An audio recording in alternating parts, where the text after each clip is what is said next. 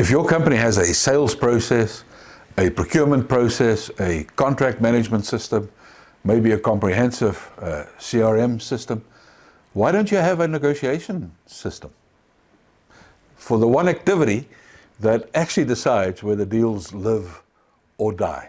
You see, here's the hard truth. In the age of AI, if you don't have a negotiation system in place, you risk being out-negotiated by the machines representing your counterparts as well as your competitors. And they'll eat your margins before you even know that the game has completely changed. You see, the definition of the word negotiate in its original form in Latin was simply doing business. Anything that you're doing that is not leisure was regarded as negotiating, right? Today in French, in Italian, the languages that come from the Latin root, the word negotiate in those languages still means doing business. So the very act of negotiating really means that you're doing business. Now, you see, in the 70s, the prevailing management theory resulted in negotiation being classified as some kind of event, right? So all of a sudden now, sales process became more important than negotiation, right? Or procurement process became more important than negotiation. So negotiation now got relegated to an event within that process, within the sales process or within the procurement process. And people forgot that what they're doing is negotiating all day. It's simply doing business. It's cutting deals, right? That's what negotiation is. So if you think, let's say you're in a sales role and you think you're going to go through the whole qualification process and then the proposal process, etc., and you're only going to get to negotiation when they start talking about the price, you've already lost. Most of the value's already escaped. This is the remarkable thing for me. When you look at almost all enterprise organizations and their sales methodologies, the value is just leaking all over the place because they think that negotiation is an event, and it's simply not a truth. It's not a simple, what do they call it, a first principle. It's not a truth that negotiation is only something that happens when we get to a certain stage of a process. No, negotiation is actually what negotiation is. That is the governing activity, and sales is a subset of negotiation. Procurement is a subset of negotiation. All the other functions in the organizations are really subsets of negotiations because enterprises and organizations exist, private enterprises exist to make a profit. And so therefore, all of that revolves around the quality of the deals that get made, right? Either on the buy side or the sell side. So it's all just a negotiation enterprise fundamentally. And there are many systems that have been implemented to support negotiations, if you will. But they're not called negotiation systems. They're called a sales system, a procurement system, a contract management system, a client relationship management system.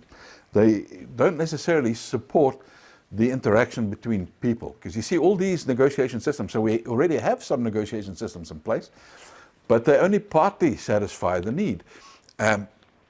Because what they do is they focus on the what, they don't focus on the how.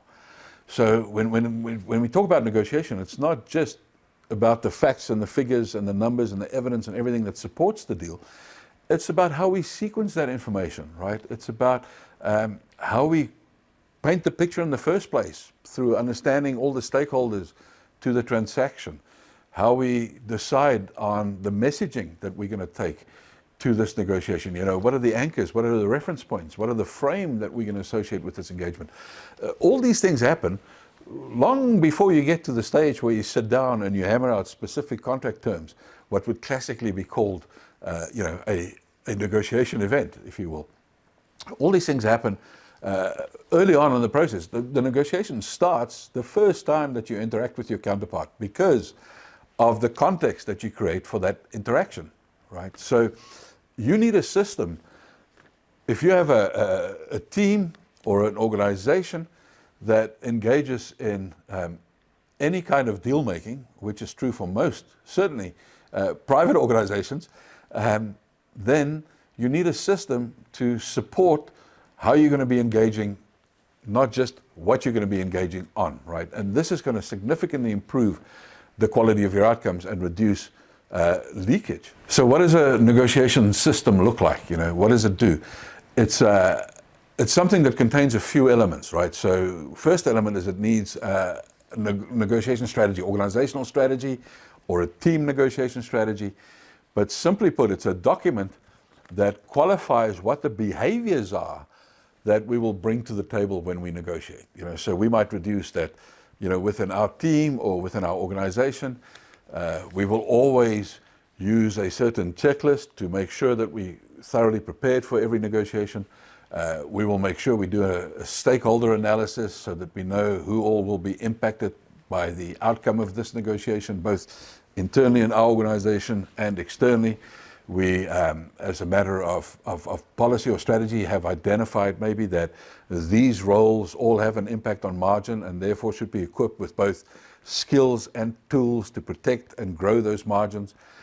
These are all the kind of things that you capture in an organizational negotiation strategy or a team negotiation strategy, and you make sure that that's available to everybody on the team, right? Because it's going to make sure that we implement best and leading practice-based behaviors when it comes to approaching deal making. The second thing we'll need some kind of tool or process to make sure that as we engage with clients, that we apply negotiation best practices consistently, right? So supporting, let's say, each phase of your sales process or your procurement process, we need to map to that the negotiation best practices commensurate with each one of those phases in your process. If you haven't done that, you don't need to be concerned at all if you're losing value. I can guarantee you're losing value, and significant value. I would say somewhere between 1% to as much as 5% of the value of all the transactions that you engage in will be lost as a result of you not having the engagement process around sales or procurement matched with negotiation leading and best practices. That's quite significant. If you can apply that to multiple millions, you can see that there's a significant amount of margin that's locked up there.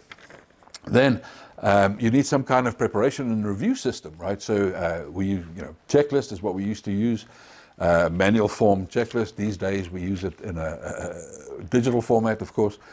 But we have a checklist that makes sure that we apply those best practices.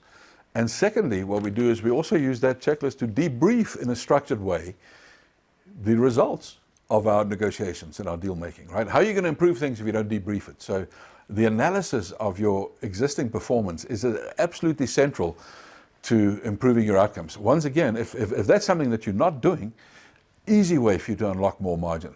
Once again, another opportunity to improve your margins, probably by about, once again, between 1 and 5%, if you have a structured preparation and review process.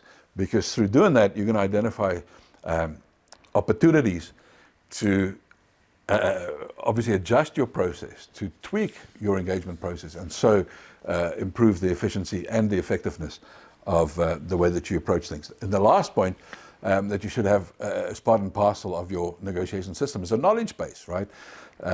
What's the kind of stuff that goes into a knowledge base? Maybe you have copies of all the contracts you've ever done. Maybe you have copies of all the proposals you've ever done within your organization. Because all of those things now can be analyzed in minutes to help us to recognize patterns. We can analyze things by geography, by product line, by service line, by so many different ways we can look at things from a negotiation perspective to see what we can learn from analyzing all those data points, and then integrating them once again into our strategy, into our process, into our prep and debrief system, if you will. Today, of course, the good news is all of that stuff, we just have one interface using artificial intelligence to help us to access all of these elements of a negotiation system. So once again, if you don't have a negotiation system in place, the good news is there's significant upside available to you. And the other side of this coin is in today's day and age, this is not something that takes months to implement. It's something that really can be implemented this quarter in the context of making sure that you improve results. You will see benefits, upticks in returns or improvements in your margins, either in savings or in improved profits as a result of your sales efforts almost immediately. That's the good news.